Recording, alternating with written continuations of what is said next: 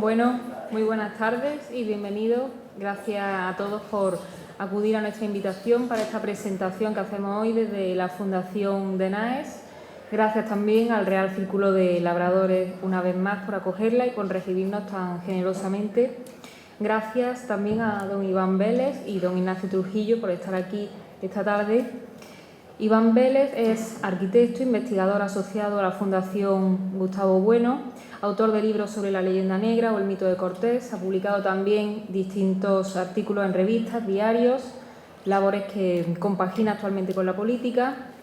Ignacio Trujillo es abogado, historiador del arte, especialista en legislación del patrimonio histórico, museos y tutela de bienes culturales, profesor de formación en distintas instituciones públicas y privadas, y actualmente ejerce como técnico superior en la Agencia Andaluza de Instituciones Culturales de la Consejería de Cultura de la Junta de Andalucía en el Departamento de Artes Escénicas y Musicales y es delegado de Cultura del Real Círculo de Labradores.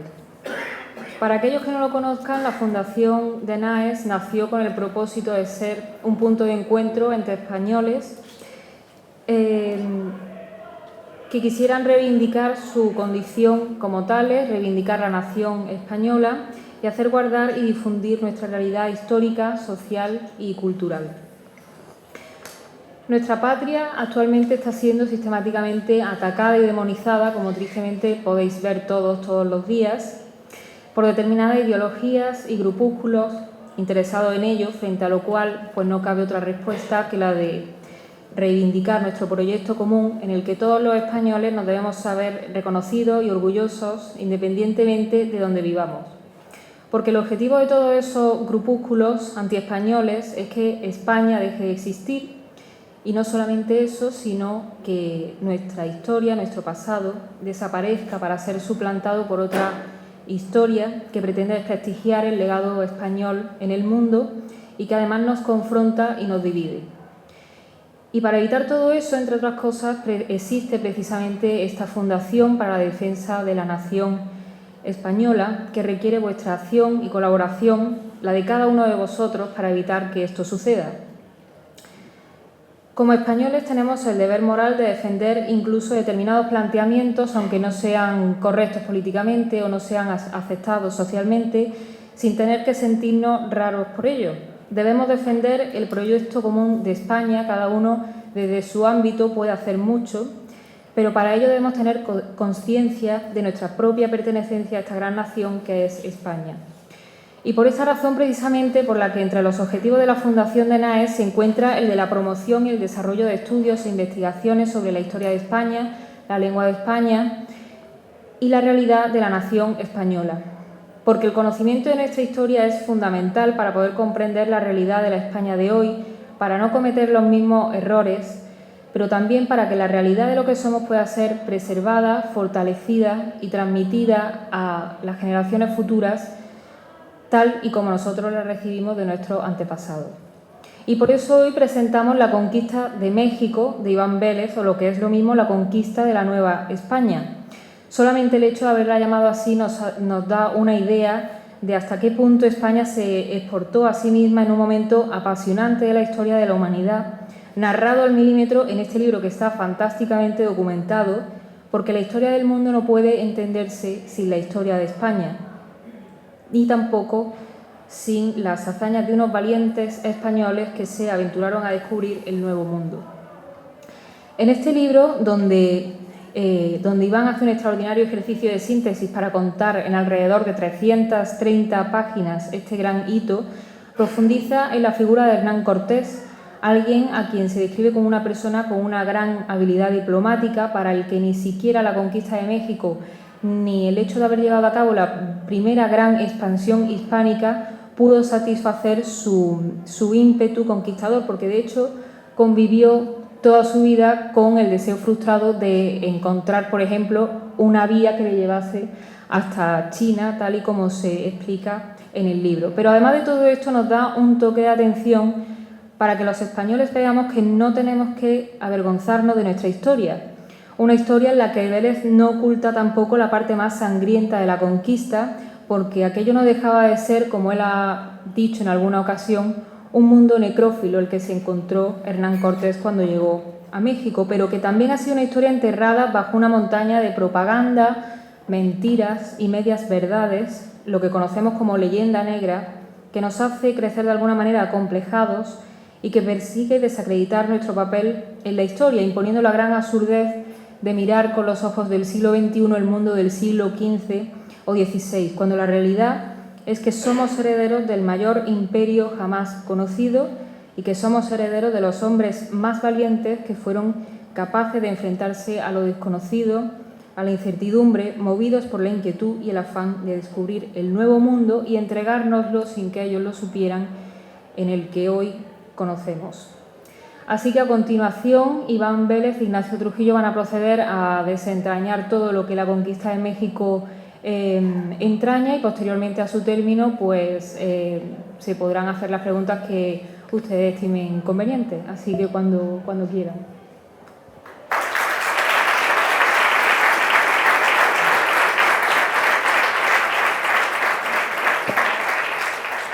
Buenas tardes a todos. Gracias por tus palabras y bueno, es para mí un honor estar aquí para presentar y poder charlar. El protagonista es Iván, obviamente, y poder charlar sobre la obra de Iván Vélez.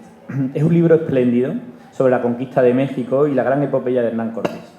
Es fascinante y asombroso adentrarse en la historia grandiosa de este héroe español de la mano de Iván Vélez, ya que la abundante documentación y erudición que atesora permite conocer de primera mano, como si uno estuviese asistiendo a los hechos a esta gran aventura. Considero que como españoles estamos obligados a conocer nuestra historia, con sus luces y con sus sombras, y sentirnos orgullosos de ella cuando así sea de justicia. El personaje de Hernán Cortés es verdaderamente increíble. Cualquier nación de la tierra se envanecería de poseerlo entre sus grandes hombres. Nosotros hemos pasado por la epopeya de la fecha del 500 aniversario sin pena ni gloria, por no decir que es con más pena que gloria. No sé si será por no ofender a no sabemos quién, bueno, sí lo sabemos, al mundo woke de ahora y al indigenismo trasnochado y en fin. No se ha querido conmemorar como se debe la maravillosa odisea de Cortés y hemos desaprovechado la oportunidad de recuperar su figura. Los países necesitan tener un acervo del que sentirse orgulloso. No se trata de autocomplacencia, se trata de ser conscientes de lo positivo, para que podamos imitar la excelencia e intentar alcanzarla.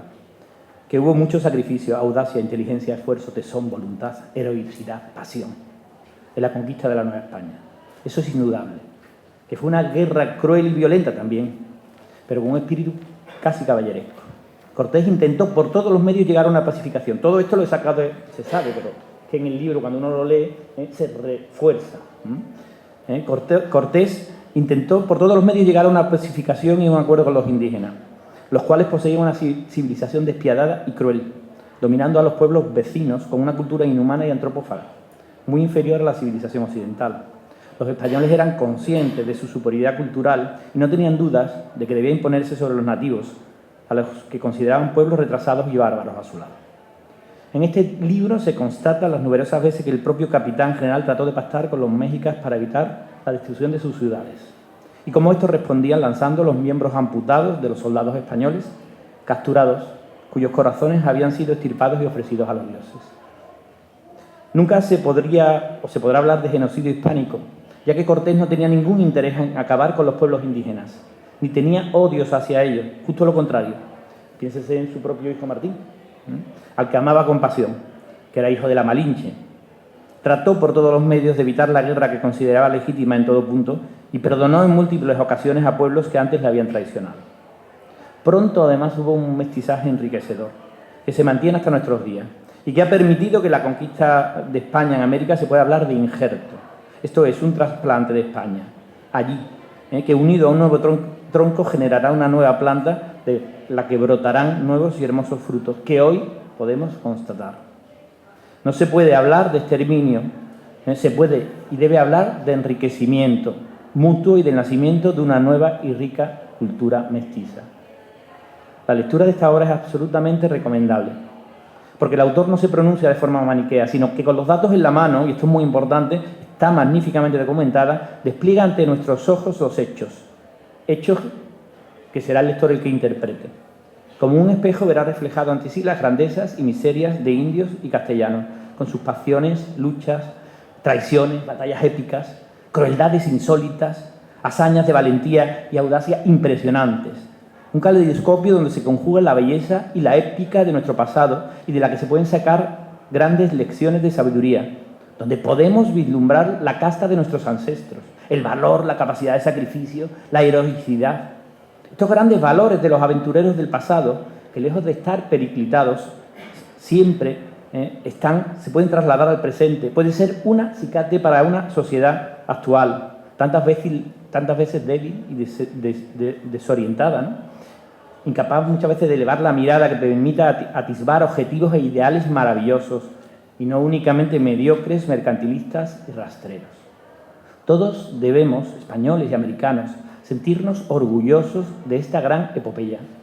Una epopeya conjunta, y recordar y enaltecer, como hace Iván, la vida de los grandes hombres, muchos de ellos anónimos, que hicieron grande nuestra patria y el mundo en que habitamos. Y eso está perfectamente recogido en este libro. Ya digo, con los hechos en la mano y la documentación, uno lo lee y saca conclusiones espléndidas. Y bueno, yo le voy a hacer una serie de preguntas a Iván sobre lo que me ha llamado más la atención en este libro, que no he parado de subrayar, porque es todo, que son cosas tan interesantes, es apasionante. Pero cuando veo a la gente que, no, la historia de América, que estás viendo series de Netflix que son absurdas. Y con un capítulo de este libro haces una serie que te mueres y que fascinaría alucinante. Bueno, lo primero que tengo que preguntar, porque tú habías escrito ya sobre el mito de Hernán Cortés, ¿no? ¿Por qué este libro concretamente sobre la conquista de México? Bueno, lo primero, obligado, ¿no?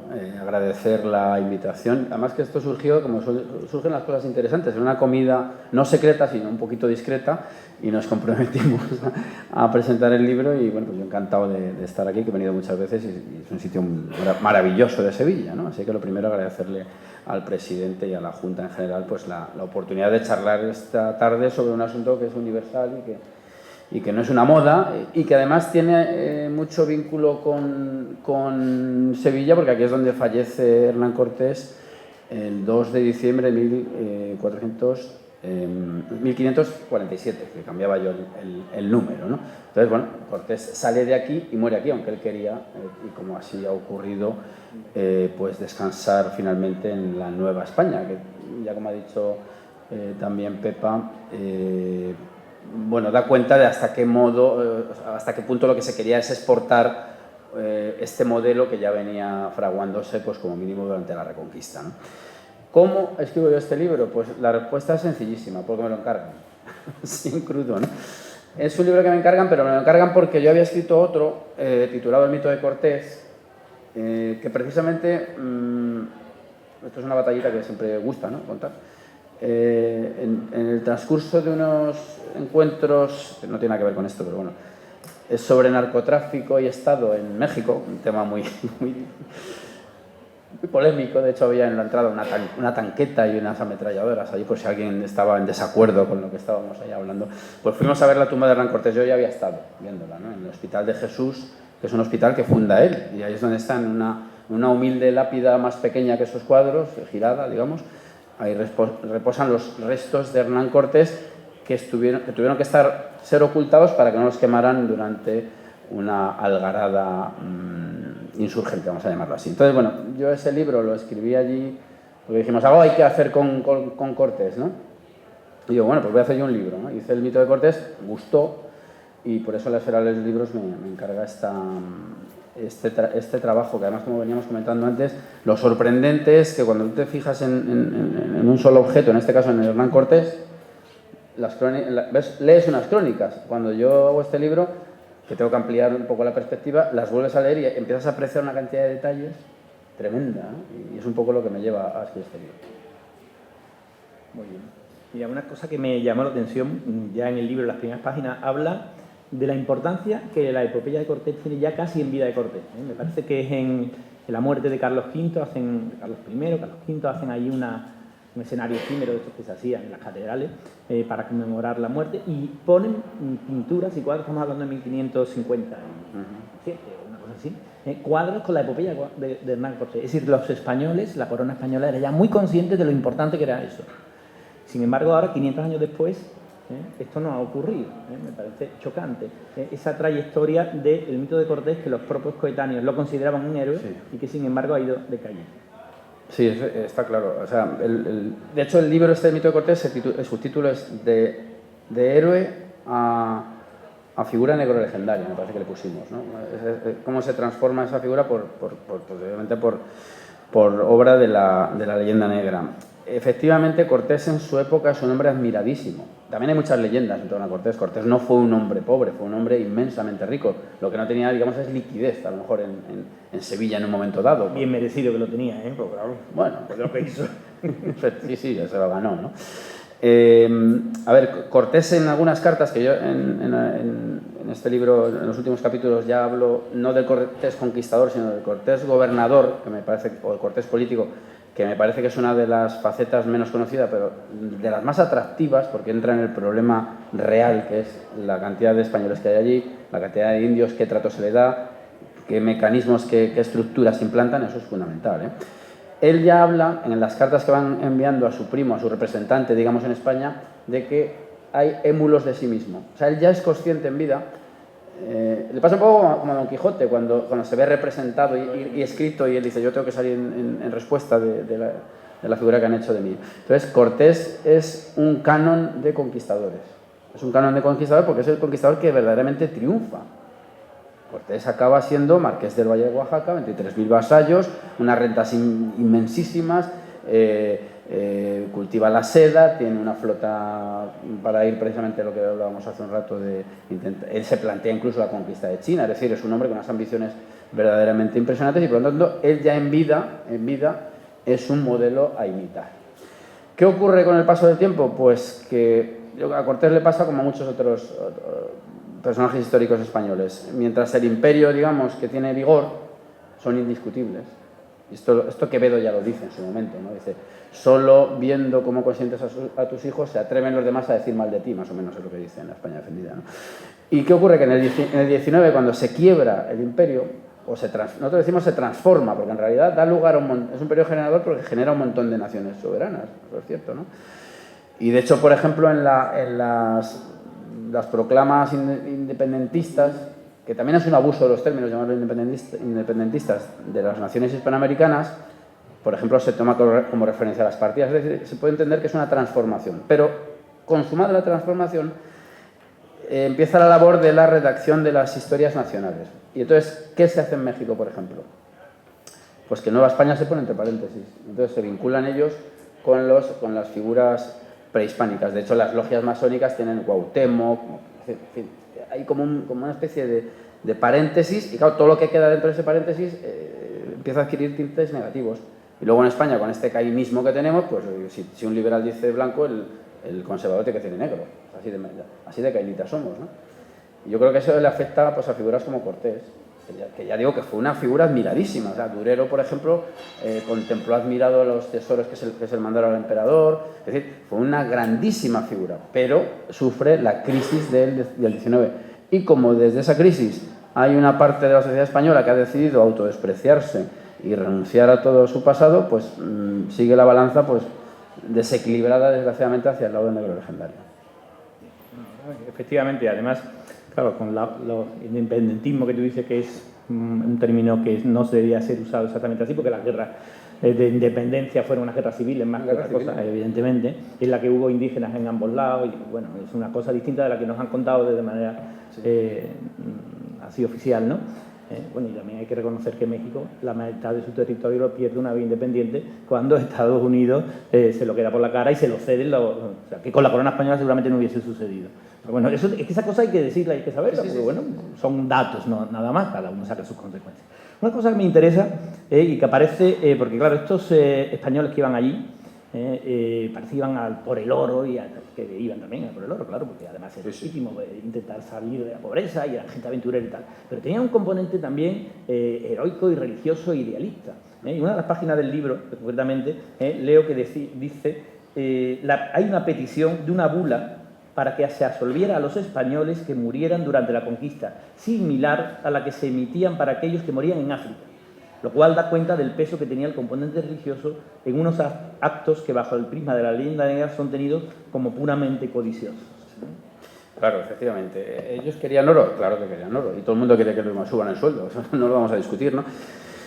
Es decir, ellos querían medrar y tener mejores condiciones de vida. Muchos de ellos, además, son hijos de personas que en la Reconquista pues, no han obtenido el fruto deseado, algunos de ellos.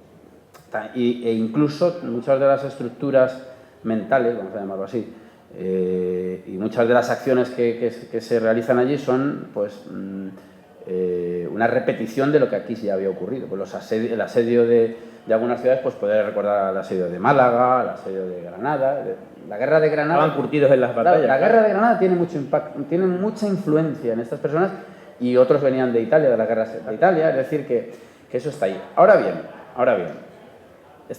tenemos claro que queremos oro y queremos enriquecernos, nadie lo va a discutir, pero si tú solo quieres oro, no te tomas la molestia de romper el templo del otro, llegas a un acuerdo como hacen los imperios depredadores, el cacique local, ¿quién es? Fulanito. Oye, yo te mantengo tu estatus, dame tus materias y el pueblo no tiene nada que hacer. No, el Cortés rompe, de hecho, con una barra de hierro la figura de Huitzilopochtli.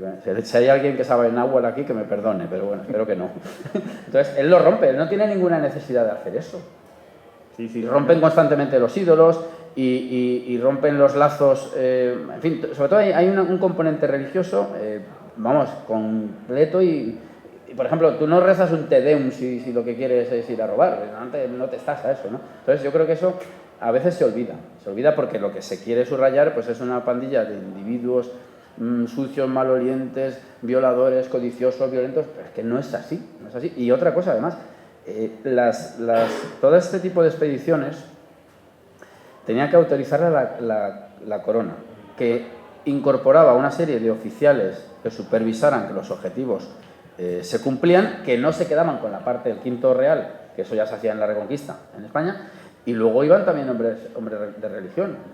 Y es más, las más graves controversias del Imperio Español se producen entre hombres de la espada y hombres de la cruz, pero los hombres de la cruz están ahí, y de hecho les afean algunas conductas.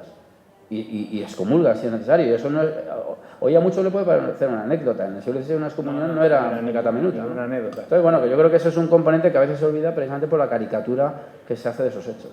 Bueno, es lo es el colonialismo frente al imperio. Eso es decir, es que Roma replica Roma cuando va, y España replica España donde va. Claro. Y esta es una diferencia. Los colonialismos franceses e ingleses no vemos una nueva Inglaterra ni una nueva patria francesa igual. Sin embargo, la Universidad de México fue la primera universidad que hubo en Hispanoamérica. Claro. En Hispanoamérica no, en América, sí. Juntando Estados Unidos. Quiero decir que eso dice mucho también. Otra cosa que eso no lo conocía yo con exactitud, el tema de la quema famosa de las naves. Bueno, pues no fueron quemadas. ¿Eso qué pasó? Que no las quemaron. ¿Por qué sale? Bueno, la cuestión es sencilla. Él parte de Cuba. Él llega a un acuerdo con el gobernador de Cuba, Diego Velázquez de Cuéllar. Él carga con los gastos, pero en la expedición van tanto gente descontenta con las dos, porque esta es la tercera expedición que se lanza desde Cuba, ¿no? Entonces hay gente que ha ido allí y ha vuelto pues con heridas nada más, no ha obtenido nada, está descontenta. Y luego hay gente, digamos, afín al gobernador de Cuba, pues que pretende ir, comerciar y volver. Digamos que en realidad, en la expedición, ahora que lo pienso, en la expedición de Cortés estarían los dos modelos. El que quiere ir únicamente a comerciar, a rescatar oro, que se llamaba así, y los que quieren ir a poblar. Y la polémica mayor es si se puede poblar o no. Que hay, por cierto, pasa que eso es muy largo de explicar y casi hay que ir haciéndote un esquemita. con qué mecanismos legales, qué puertas abiertas se va dejando Cortés para poder poblar finalmente, con la ambigüedad de que si va a una isla o no va a una isla. Sí, es verdad, una cosa verdaderamente, era un artista, vamos. Bueno, Cortés era un artista, también se ve en este libro, Sí, sí. porque es una persona ingeniosa, hábil, inteligente, aparte de valentísimo. Por supuesto. Y entonces, claro, una vez que están allí, unos dicen, no, nosotros queremos volver a Cuba, porque la misión está cumplida, hemos ido a ver si hay cristianos. A rescatar cautivos también, ¿no? Volviendo a la pregunta anterior, a rescatar cautivos, que era una cosa, un drama histórico español. Es decir, el problema de los cautivos durante siglos en España ha sido gravísimo. Y de hecho las costas estaban en gran medida deshabitadas por el miedo a las incursiones berberiscas para capturar personas y Cervantes fue un cautivo ilustrísimo. San Pedro Nolasco, ejemplo, ¿no? San Pedro Nolasco funda los mercedarios para rescatar cautivos. Y de hecho va un mercedario con él. Sí. Es que luego te encajan las piezas, ¿no? Y entonces, ¿qué ocurre? Que en esa expedición están los dos modelos. El que quiere hacer una operación financiera, por decirlo de algún modo, y el que quiere poblar porque quiere implantar, hacer una nueva España, ¿no? ¿Qué es lo que quiere Cortés? Y es lo que consigue, además. Entonces, para resumir, como está en ese tiempo ahí, que sí, que no, los barcos se van deteriorando. Y él lo que dice es que uno de ellos vaya a España con los tesoros obtenidos para vincularse con el rey, para decir, yo soy tu vasallo, y este es una especie de depredador o de pícaro. Mientras el otro también, verás que de Cuéllar también está trabajándose para ser adelantado, es un juego ahí tremendo de... Y los que dicen, no, nosotros nos quedamos aquí. Entonces hay un forcejeo y lo que hace es dejar esa nave que vuelve a España, hundir el resto, que están, barrenarlas, que es lo que dice, y dejar otra pues un poco para que volver hacia atrás. Siempre se deja una puerta abierta, en todo momento se está dejando Veracruz como puerta abierta. ¿Qué ocurre? Que como Cortés es ya un héroe en vida, precisamente en el túmulo funerario, en el monumento funerario que se hacía para la muerte del emperador, hay unas escenas donde se le compara con un héroe griego llamado Agatocles. Eso lo trato mucho más a fondo en el libro del mito de Cortés, con capítulo, ¿no? ¿Por qué? Porque ellos se ven como héroes anticlásicos. Como héroes clásicos. Algo que ya se decía en España desde hace medio siglo por lo menos. Nebrija le da clasicismo a los reyes católicos. Es el yugo y las flechas, todo eso es Alejandro Magno. Sí. Es decir, ellos tenían una referencia... Otra cosa que rompe también el tópico de los españoles analfabetos y tontos. O sea, eran hombres con un conocimiento del mundo clásico, aunque fuera a través de los romances, pero ya es bastante. Entonces, bueno, en definitiva, él los barrenó para evitar que regresaran, para no debilitar su ejército. Y entonces, pues allí tuvo que hacer unos ajustes. En fin. Bueno, eso lo describe muy bien en el libro, claro. Tuvo que buscar a algún compañero, cosas que pasan en esos... No, normal. Bueno, era otra mentalidad. Eso es una de las cosas que más sorprende de nuestro punto de vista, eran los castigos duros y férreos, es decir, a algunos traidores les corta las manos y a otros los pulgares y los manda para que sean ejemplos. Bueno, eso desde el siglo XXI nos resulta chocante, pero era una cosa... Bueno, no, era inevitable, es decir, para que la autoridad en ese mundo, allí en otro país, en la media selva, fuera efectiva y salvar la vida, porque ayer estaba jugando la vida, continuamente era necesario tomar unas medidas absolutamente expeditivas. Eso, no me acuerdo ahora mismo, el historiador americano que dice que Cortés no era cruel, era severo. Sí, pero es así, ¿eh? Cortés, además, ahí lo dice, también se lee en el libro muchas veces, está melancólico o incluso llora por cuestiones, bueno, pues porque han muerto muchos de sus compañeros. Es decir, que no era un psicópata que mataba indios, porque sí, es más, siempre está intentando, y eso es cierto, llegar a... Bueno, porque le interesa llegar a una paz con los indios y no matar. Venía de la civilización, efectivamente, de la civilización cristiana, no lo olvidemos, que tiene la misericordia de la piedad como elementos clave, vamos, eso es indudable, ¿no? Entonces, no es una persona cruel, es una persona, eso es verdad, es cruel desde nuestro punto de vista, porque cortarle la mano a un tío, Guillo, eso es bárbaro, pero claro, es que eso es lo que había entonces. Entonces, en todos los había, en Inglaterra, en Francia, y en Alemania, y en España también, ¿no?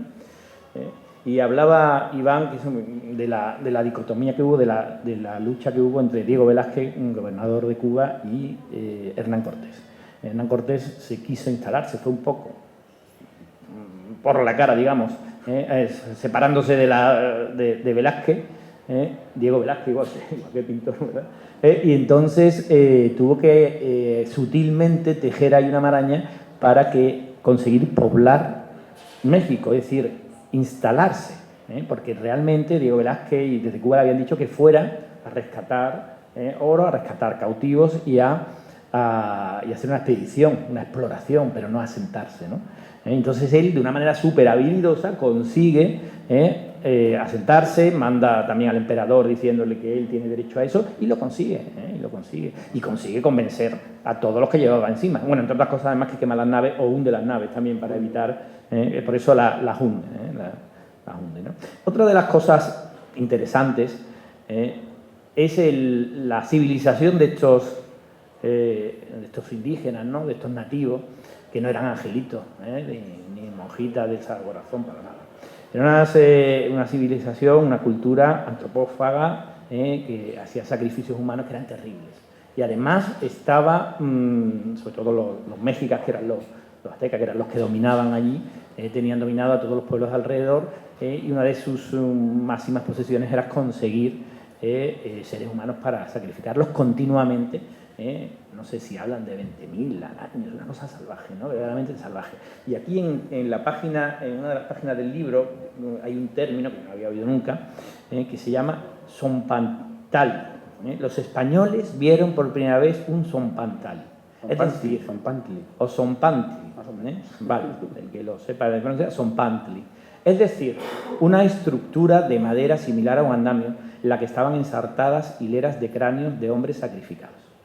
En adelante la imagen se convirtió en familiar, pues cada recinto sagrado solía contar con su correspondiente zompantli. Eso es terrible, ¿no? Sí. Cuando sacrificaban, les horadaban por aquí el cráneo, los ensartaban como si fuera un abaco, digamos, ¿no? O un andamio, ¿no? Claro, y esto es interesante porque las crónicas aparecen, los altares de cráneo, vamos a llamarlo así, ¿no? Y claro, durante mucho tiempo se ha negado, ¿no? Bueno, esto es una fantasía, esto es una especie de justificación de tal, ¿no? Pero en el año, me parece que 17, en la calle Guatemala, concretamente de la Ciudad de México, apareció el zompantli. Pero es que no es que apareciera, bueno, apareció un trozo, ¿no? Entero, ¿no? Es que ellos, no me acuerdo qué cronista, hablaban de que tenían 2 torres circulares y luego, digamos, la hilera, ¿no? Bueno, es que apareció y alguien se lo mira en internet lo encuentra, apareció la torre semicircular. Bueno, o sea, no es que apareciera, aparece en internet, es decir, que digamos que la arqueología socorre a los cronistas, porque claro, con los cronistas también, evidentemente, no vamos a decir que los cronistas fueran como un sismógrafo que refleja la realidad objetiva, eso es imposible. De hecho, esto es un ensayo, y a veces escribiendo el ensayo ya casi te crees que estás novelando, porque ya hay unas situaciones que ya bordeas la fábula, ¿no? Digamos, ¿no? Y entonces, la arqueología está demostrando todo esto. Incluso en una expedición que yo cuento ahí también de españoles, fueron masacrados y han aparecido también los restos de la masacre. Estuvieron durante meses estuvieron cautivos y siendo sacrificados, porque lo que le decían los españoles, bueno, los cronistas dicen que tenían a los indios en caponera, como si fueran capones, para irlos sacrificando de una manera dosificada, ¿no? Al margen ya de luego las grandes celebraciones de para esas deidades zoomorfas que había que alimentarles con sangre, vamos. La verdad que la película de Mel Gibson, la de Apocalipto, se acerca un poco a estas cuestiones. Ahora vendrá algún puntilloso diciendo que es el periodo clásico, no sé, bueno, pero más o menos algo de eso se vivía allí, ¿no? Sí, bueno, en un texto que leía yo decía que en 1487, para festejar la finalización de la construcción del Gran Templo de Tenochtitlán, las víctimas del sacrificio formaban 4 filas que se extendieron a lo largo de la calzada que unían las islas del mismo nombre. Se calcula que en esos 4 días de festejo los aztecas asesinaron entre 20.000 y 24.000 personas. Esto lo dice Prescott. Bueno, me parece que Prescott es el que dice lo de que es severo, me parece. O sea que eso es una cosa que también hay que tener en cuenta, porque, y tú en el libro lo dices también, que también hay una frase o un párrafo que dice: los tlaxaltecas de origen chichimeca e idioma náhuatl, los belicosos otomíes y los pinomes, habitantes primigenios del territorio, estaban oprimidos por los mexicas. Era tal esa opresión que les estaba prohibido el uso del algodón y de la sal, privaciones a las que se unía la exigencia de los tributos humanos. Me ha chocado eso de la sal y del algodón, o sea que estaban totalmente subyugados por esta... Claro, esto se entiende muy bien cuando uno lee el libro, que Hernán Cortés no pudo, evidentemente, conquistar un territorio de cientos de miles o de millones de habitantes solo, con 500 o 700 castellanos que llegan allí, con los caballos, los 80 caballos. Era imposible. Es que esta gente estaban hasta la coronilla de ser sometidos por los mexicas. Y entonces, claro, veían una salvación. Y yo, entre estos barbudos y los que me exigen que mi hija vaya al sacrificio y sea... le saquen el corazón en la pirámide, pues prefiero a esta gente, ¿no? Sí. Entonces, claro, Hernán Cortés muy habilidosamente consigue ir captando estos grandes pueblos que se ven liberados de ese genocidio al que estaba sometido realmente, ¿no? Sí, yo creo que por eso digo que la habilidad diplomática está por encima de la militar, en el caso de Cortés. Es decir, también porque la superioridad táctica de los españoles era infinita, ¿no?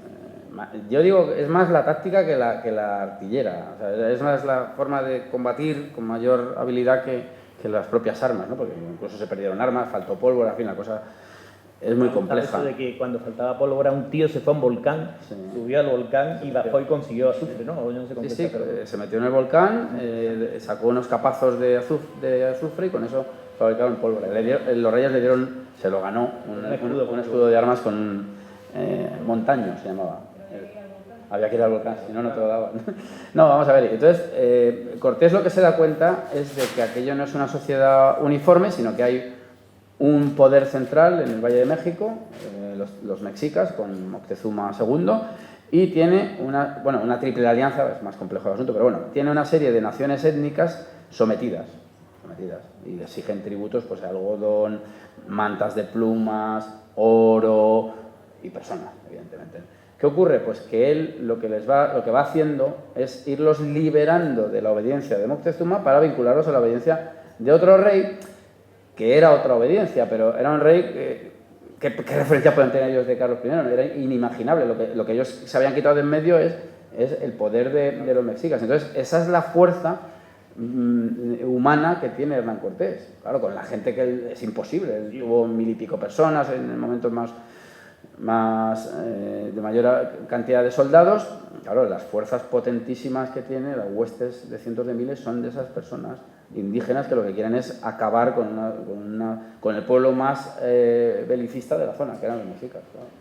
Bueno, porque él llegó, según leía, él llevaría unas 500 personas, entre marineros... Sí, al principio se calcula unas 550 personas, o sea, más los esclavos y las mujeres de servicio y tal, más o menos. Es un contingente reducido. ¿Qué pasa? Que luego empiezan a llegar algunas expediciones y los va captando. Y él con mucha habilidad se los va a llevar. Porque venían expediciones para decirle que volviera. Y él lo que hacía era captárselo y conseguir embaucarlo muy él, por ejemplo, era un hombre muy hábil y hubo momentos muy efectistas, ¿no? Voy a decir dos. Por ejemplo, uno, con los caballos, claro, aquellos indígenas no habían visto un caballo en su vida, ¿no? Y claro, les asustaba. Entonces, ¿qué hizo una vez?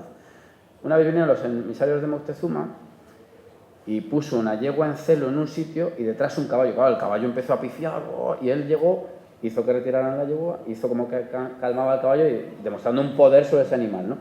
Y luego, con respecto a los españoles, también tuvo algunos hechos teatrales interesantísimos. Cuando vienen las expediciones de Pánfilo de Narváez, que es la que viene a cortarle la cabeza directamente, él lo que les dice a sus soldados es que se pongan el oro por encima de las ropas para que vean que se han enriquecido. Y entonces, el que va allí como una especie de mercenario a ver qué encuentra, y se encuentra que un señor de Segovia lleva un cadenón de oro, y dice, bueno, esto me lo voy a pensar, ¿no? Es decir, que de algún modo él utiliza, bueno, las artes de la política y de la comunicación. Y de la comunicación, efectivamente. No, era un crack.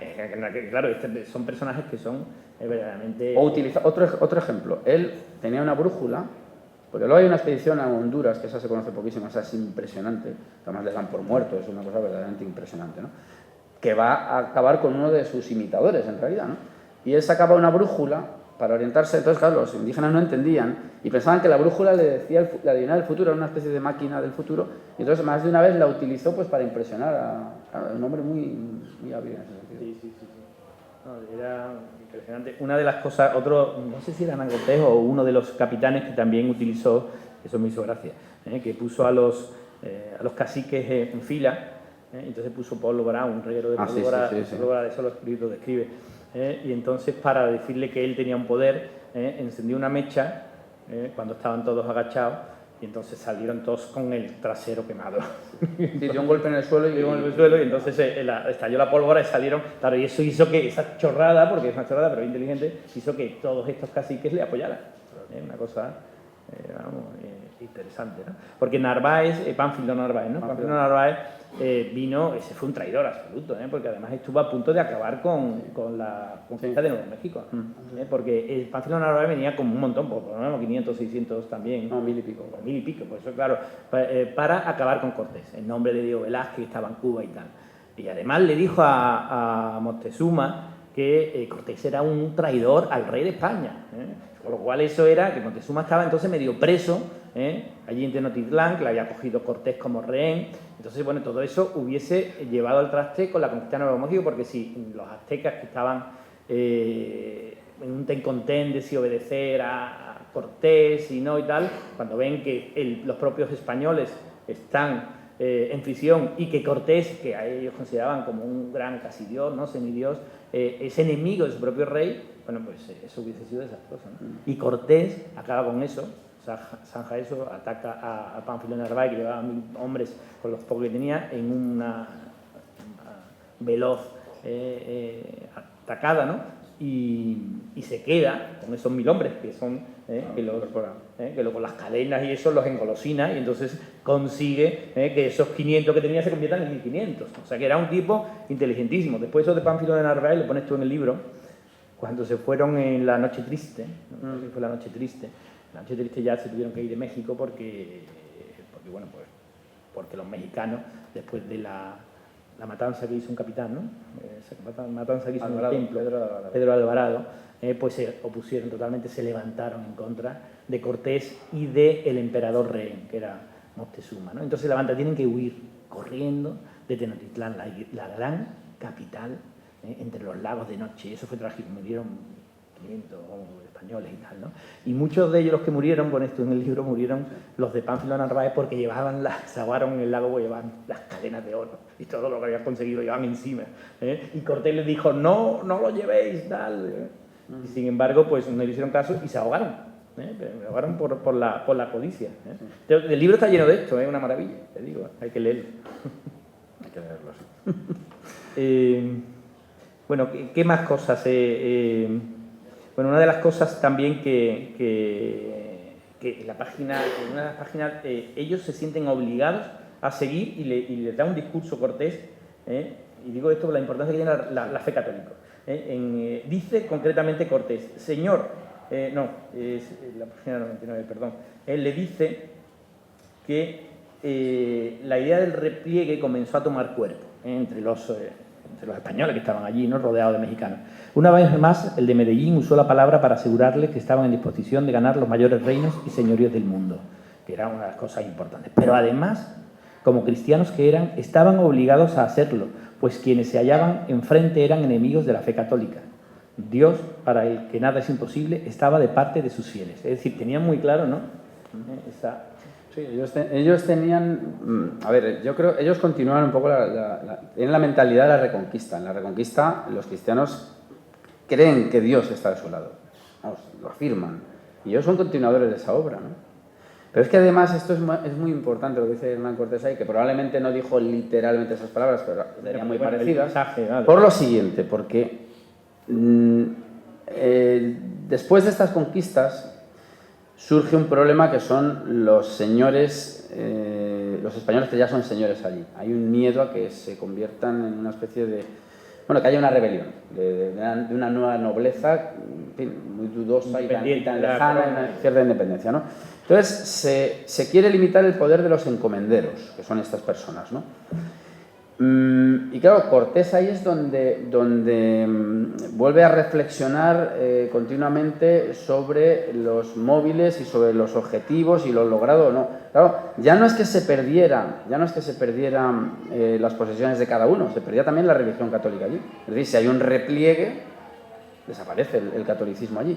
Y entonces es importante porque Cortés fue una de las fuentes de Juan Ginés de Sepúlveda, que es el que debate con Bartolomé de las Casas y es el que da la doctrina de la continuación de la conquista, que la interrumpe el emperador, porque le dice de las Casas que se va a condenar, porque está haciendo atrocidades. Entonces, Ginés de Sepúlveda, en uno de los justos títulos para la guerra, lo que dice es que si hay cristianos en una tierra, hay que proteger a esos cristianos para que puedan seguir siéndolo. Un poco lo que ocurre hoy en los territorios estos, en Jerusalén y en Israel y tal, y en Oriente Próximo. Entonces, en cierto modo, él se anticipa a esas doctrinas que luego ya se quedan por escrito, ¿no? Pero también lo que él hace es continuar lo que ha pasado en Sevilla 3 siglos antes. Claro, sí, esa reconquista. Él lleva esa mentalidad allí, y claro, el cristiano tiene que ser protegido, independientemente de su raza. Porque él habla de que se pierde la obra cristiana, no de los que vienen de Castilla, sino de los bautizados, sino de los que ya están bautizados allí. Claro. Por ejemplo, Doña Marina, su amante es cristiana, hay que llamarle Doña Marina, no Malinche, que por cierto tampoco es Malinche, Malinche es él es Malinche, pero bueno, eso es lo de menos. Es Doña Marina, porque si está bautizada ya no es lo otro, no es lo anterior. Bueno, que eso es admirable, que se pare la conquista para discutir si los indios y los indígenas tienen derechos y si pueden ser bautizados. Eso es un avance civilizatorio increíble, que también es una cosa que merece una reflexión grande, y que también no conocemos nuestra propia historia, ¿no? Otra de las cosas que se habla aquí, y que el negro Francisco de Guía llevaba la viruela, y entonces, bueno, eso es una de las cosas también trágicas de la conquista, ¿no? Que las enfermedades causaron muchísima mortalidad, ¿no? Claro, ahí hubo pues como una especie de pandemia actual, es decir, llegaron virus europeos, bueno, que también habían llegado a Europa vía Asia en su momento. La peste negra es un virus asiático que llega en el siglo XIV, es una mortandad enorme, ¿no? ¿Qué ocurre? Que los españoles, pues si tenían sarampión, se curaban, mal que bien, o una gripe, pero unas personas que no habían estado en contacto nunca con esos virus, lo que ha pasado ahora, vamos, pues morían. Y claro, es verdad que eso causó una gran devastación. Claro, yo siempre digo lo siguiente, me imagino que atacaría tanto a los aliados de Cortés como a los enemigos, o sea, que eso no justifica la victoria. No, lo digo, constato el hecho tan terrible de que... No lo digo porque mucha gente lo ha planteado en términos de que es una guerra bacteriológica. No, para ser una guerra bacteriológica tú tienes que controlar la bacteria. Murieron también, claro, los aliados. Entonces, ese es un tema muy, muy interesante. ¿Y por qué acaba venciendo Cortés? En gran medida, que es lo que yo pongo en el libro, porque los mexicas se quedan en una isla, sin agua potable y sin provisiones. Y claro, la debilidad de sus cuerpos es muy superior y mueren más. Pero sí, tuvo un impacto enorme. Bueno, hubo varias oleadas después de pestilencias que se llamaban, ¿no? Y después conocían la escritura, porque dices el papel, les alucinaba que supiesen hablar, cuando él les mandaba cartas. Sí, ellos tenían una escritura ideográfica, y entonces, claro, les fascinaba que no viendo dibujitos, por decirlo de algún modo, que viendo una A o una B, que alguien dijera vuesa merced, por ejemplo, ¿no? Y claro, ellos eso, y Cortés también lo utilizó mucho. Sí, lo ponía que impresionaba mucho a los indios eso.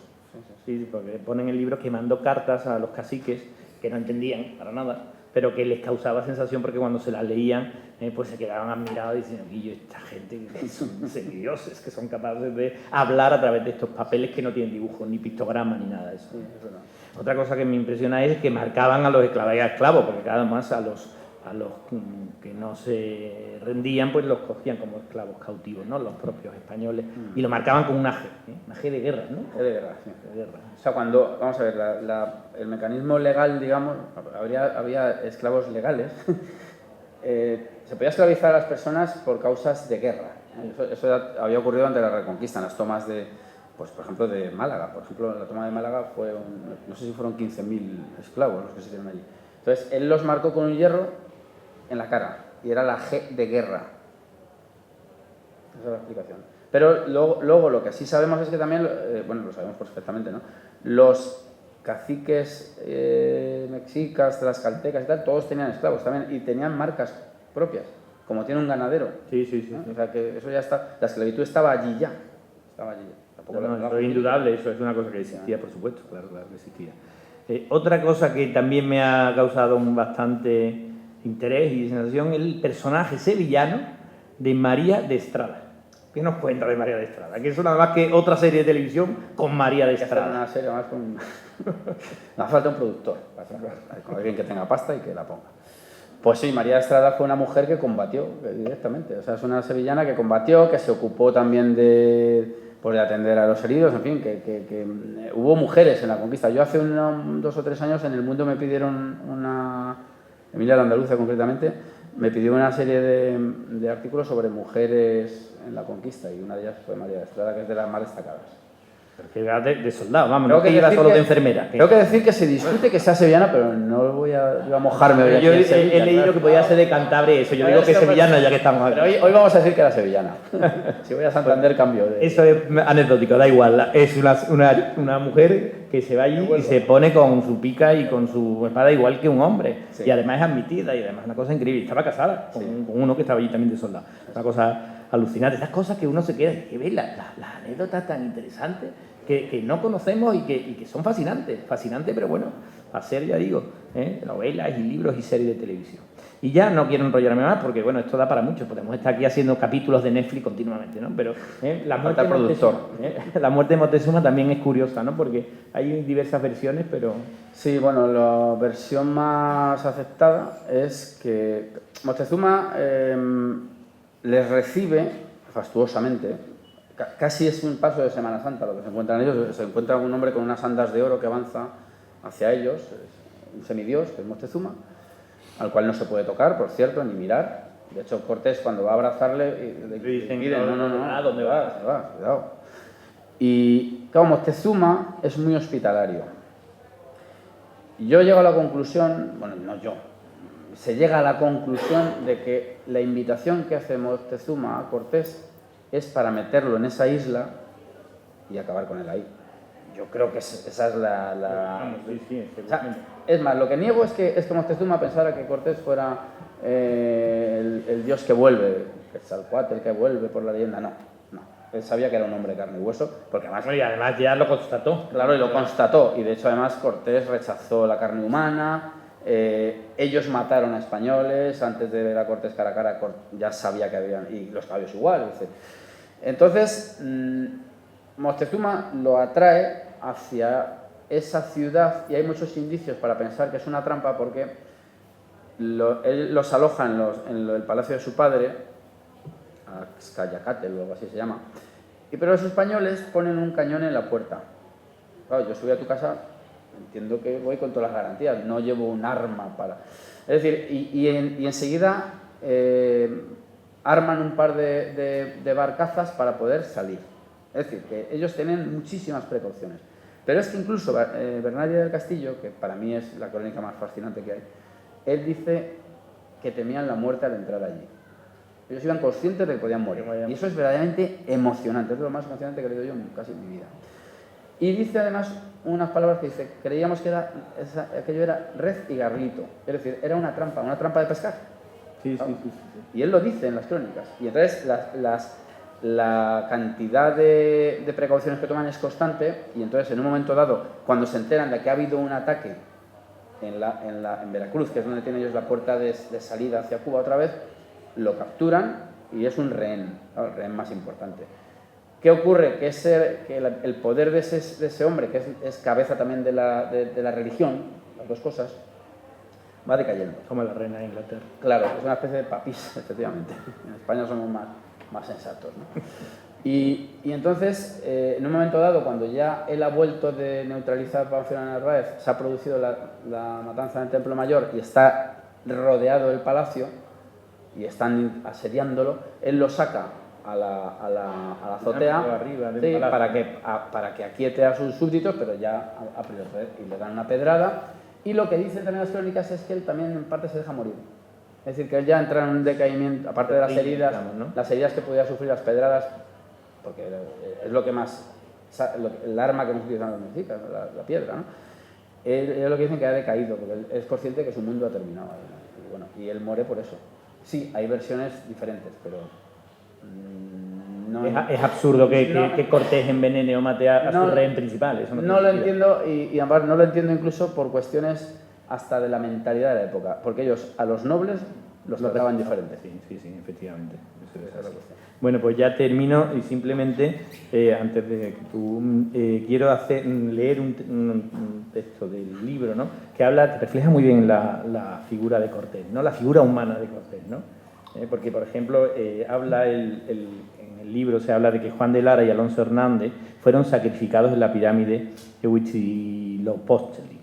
Una vez extraídos sus corazones, sus cabezas, brazos y piernas se enviaron a los pueblos que se habían aliado con los españoles como prueba del poder de México, ¿no? Todo eso trastorna mucho a Cortés, que ve como sus compañeros caídos les trasladan las cabezas y los cuerpos, ¿no? Y dice, ya a salvo bajo un fuerte aguacero, la tropa, con muchos de los caballos heridos, entró en Tacuba. Traía el capitán Cortés una gran tristeza en su rostro por la muerte de los muchachos que el bachiller Alonso Pérez, venido con Narváez, trató de aliviar con suaves palabras textuales de señor capitán, no esté vuestra merced tan triste, que las guerras, esas cosas suelen acaecer, y no se dirá por vuestra merced, miranero de Tarpeya, a Roma como se ardía. Es decir, le está consolando a un Cortés que es humano y que está triste por la muerte, que estaba viendo la muerte continuamente, pero no es un ser insensible.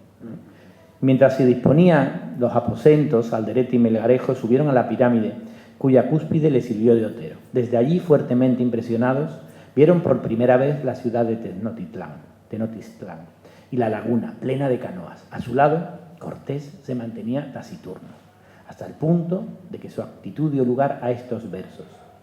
En Tacuba está Cortés, con su escuadrón esorzado. Triste estaba y muy penoso, triste y con gran cuidado, una mano en la mejilla y la otra en el costado. Bueno, pues nos vamos...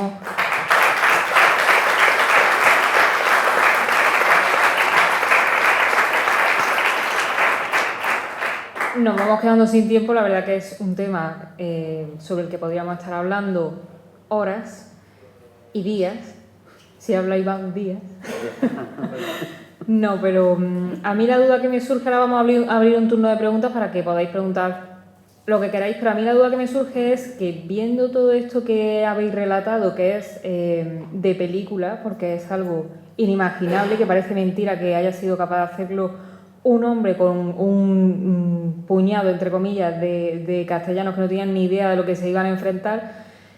Cuando tiene lugar esa caída del imperio que tú has dicho antes y que parece que se cae con él pues todas las figuras, grandes figuras hispánicas que habían dado lugar a estas grandes hazañas y que se difuminan también las figuras de muchos españoles que habían llevado a cabo pues grandes hitos, ¿cómo es posible que tras ese paréntesis, vamos a decir en la época contemporánea, pues no se hayan llevado a cabo grandes esfuerzos por recuperar esas figuras y sin embargo sí se hayan hecho en muchas ocasiones, rayando lo surrealista, se hayan rescatado las figuras de otras personas que no habiendo hecho grandes cosas, pues hoy en día se las realza, se las sacraliza de alguna manera y sin embargo no se haya hecho ningún esfuerzo por recuperar la figura de estos españoles, porque si hay algunas asociaciones, fundaciones como esta, como DENAES, que sí vela por eso, pero no existe una conciencia social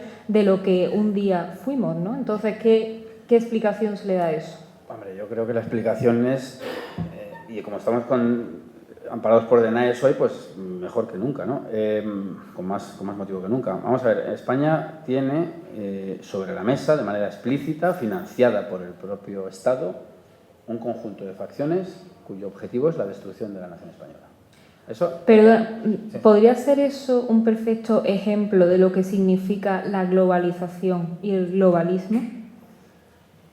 No, yo creo que no. En el sentido de que lo que hace España es una globalización porque al final se exporta ella misma y hoy en día tenemos otro fenómeno que es el globalismo que difumina las naciones y su identidad. Sí, ya entiendo. Entonces, podría ser esa... Pero son dos cosas. Vamos a ver, lo primero, España, insisto, tiene y Reyes los padece, a ver que la tengo aquí delante, que es diputada nacional, en la carrera de San Jerónimo se sienta gente cuyo objetivo es destruir la nación española. Entonces, y por muchos motivos, aunque luego a lo mejor tienen que llamar a algún rey emérito para que les consiga una subvención, si cuela, Que esto es que da vergüenza esto, ¿eh? No me corto ni un pelo porque no puedo soportarlo, ¿no? Pero entonces esa gente trabaja para ello, está financiada por todos los españoles. Hombre, pues lo que no pueden ellos es fomentar nexos de unión, como es nuestro pasado común. Es que en América había catalanes, hubo virreyes de la Nueva España, catalanes. Hubo regimientos, como es lógico y normal, pues, que no es nada excepcional, claro, que ¿por qué no lo va a haber? Evidentemente, ¿no? Hubo ejércitos, batallones enteros de voluntarios de Gerona, de Tarragona, de Barcelona. Entonces, ¿cómo van ellos a fomentar a un Hernán Cortés que es el que abre ese mundo?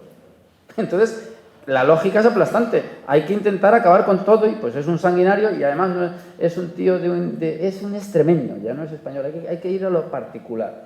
Luego, con respecto a lo segundo, vamos a ver, más o menos creo entender por dónde preguntas. España hace una globalización. La globalización es una idea límite, es muy difícil conseguirla, diría yo que es imposible, ¿no? Llegar, salvo que hubiera otros mundos y enfrentarte a ellos, todos unidos frente a ellos. Pero bueno, España hace una globalización precisamente por su condición católica. Lo católico es universal y aspira a la universalidad. Entonces, el Nuevo Mundo, que es así como se llama, Nuevo Mundo, y eso ya nos da muchas claves, quien lo abre es España y quien lo civiliza es España. Claro, al negro legendario y al hispanófobo eso le chirría, le explota la cabeza. No, es codicia. No, te ha hecho... Hernán Cortés funda un hospital donde hoy podemos ir a curarnos todavía. El Hospital de Jesús está en activo. La iglesia, en los hospitales antes había una iglesia, por aquello de la salud espiritual y la corporal, allí, en esa iglesia, está enterrado Cortés. Y esa iglesia es parte del conjunto arquitectónico del Hospital de Jesús. Hospital donde iban los indígenas también. Cuyo escudo es el escudo de armas de Cortés, para más señas. ¿Qué ocurre ahora? Pues que lo que nos enfrentamos es a diversas ideas de globalización. Cuando se habla de globalización hay que matizar mucho. Hay muchas globalizaciones. Por ejemplo, una marca de refrescos azucarada, alguien puede imaginarse cuál, aspira a ser la única, globalizar el mundo con un producto. Hay muchas globalizaciones. Y evidentemente, que creo que es por donde tú vas, Pepa, España es un obstáculo para una globalización de cierto tipo. ¿Por qué? Porque es una nación con un pasado potentísimo, con un idioma muy potente que determinaría eso que se llama la iberofonía, que ahora se están haciendo esos trabajos. Entonces, claro, España es enemiga de esa globalización desde una perspectiva muy concreta. Esa sería mi respuesta. Muy bien, pues ahora si hay alguna pregunta. Sí. Sí. No, el señor de detrás.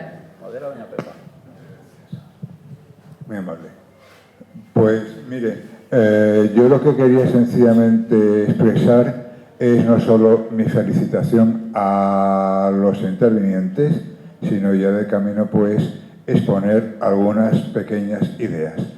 En concreto, por ejemplo, entiendo yo como globalización la comunicación. Por ejemplo, el gran jefe Apache Jerónimo hablaba un correcto español, por un lado. Por el otro,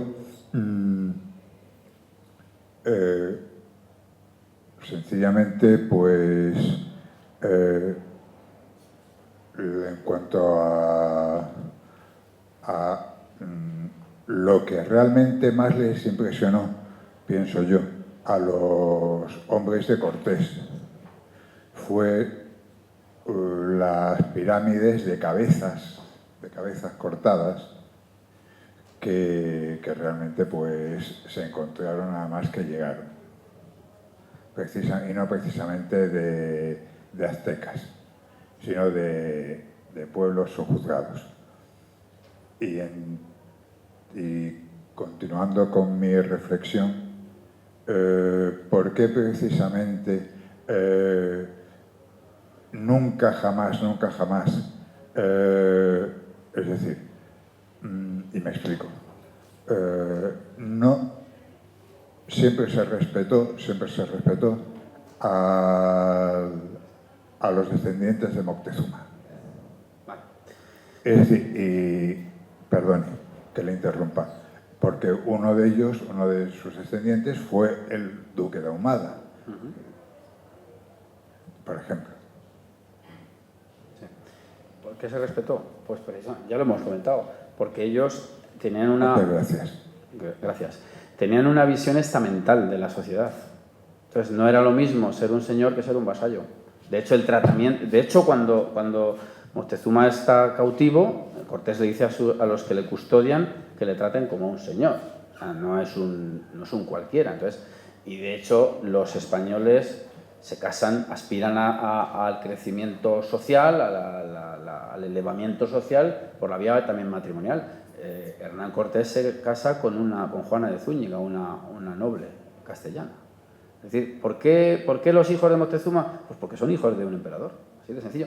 De hecho, en el Palacio Real de Madrid, cuando se hace el programa iconográfico, que se mete a los reyes visigodos y de ahí en adelante, que es donde se supone que partiría nuestra nación, histórica y luego posteriormente política, se mete a Atahualpa y a Moctezuma también. ¿Por qué? Porque son emperadores. Esa sería la explicación. Sí, yo aparte de felicitar a toda la mesa, en especial a Iván, pues quería comentar una cosa, a ver si tú nos podías decir algo más, Iván, que a mí me parece verdaderamente increíble de esta epopeya, y es la cuestión del idioma. Porque claro, estamos hablando aquí de que había una cantidad de vicisitudes y de problemas, de negociaciones, que había que hacerse entre personas que no hablaban el mismo idioma, ¿no? Y tengo entendido que había incluso un sistema de traducción doble, porque por lo visto había un español que había quedado náufrago y sabía maya, y la Malinche, precisamente uno de sus grandes, bueno, doña Marina, uno de sus grandes hitos era, o sea, de sus grandes valores era que hablaba maya y entonces pudo aprender español y hablaba también náhuatl. Entonces había un doble sistema de traducción. Y digo que es especialmente valioso el hecho de que en una doble interpretación, los que hemos traducido sabemos lo difícil que es eso, ¿no? Muchas veces incluso con lenguas próximas. Sí. Estamos hablando de lenguas totalmente diferentes y con todos los matices que tiene la negociación. Estamos incluso hablándonos de la cuestión de Moctezuma, que al mismo tiempo era como un aliado, hasta les estaba protegiendo, pero al mismo tiempo era su rehén. Y claro, todo esto supone una inteligencia verdaderamente increíble, ¿no? A ver si nos puedes comentar un poco. Sí, eso es fundamental lo que estás diciendo, porque claro, nosotros nos ponemos como espectadores y leyendo unas crónicas perfectamente hechas. A ver, cuando ellos van a rescatar cautivos, y también otro tema que no lo hemos tocado, que es a ver unas cruces que habían aparecido, si eran cristianas o no, y eso hubiera sido un vuelco absoluto, universal, porque en primer lugar hubiera decaído las bulas alejandrinas desactivadas en gran medida. Lo de ir a evangelizar, eso es claro, ya está evangelizado. De hecho, luego eso reaparece de otra manera en el siglo XVIII, ¿no? Pretendiendo ver en los dioses prehispánicos una especie de sustrato cristiano. Bueno, eso es un lío, ¿no? Pero bueno, cuando ellos llegan a Cozumel encuentran a Jerónimo de Aguilar, que era un prisionero de los caciques de allí locales. Entonces ese señor, que era sevillano, ese sí era sevillano, se me había olvidado y no me atrevo a decir otra cosa, me parece que era de Écija. Era de Écija, ¿no? Menos mal, creo que era de Écija, creo, ¿eh? Ese señor, como llevaba allí creo que 7 años cautivo, sabía hablar español, bueno, castellano en aquel momento, y maya, que era lo que hablaban esas gentes. Entonces, claro, cuando Cortés lo encuentra y él lo incorpora, porque él se reincorpora, hay otro que no se incorpora, que es Gonzalo Guerrero, y que acaba muriendo contra los españoles. Es un tema interesantísimo, porque era ya cacique, ¿no?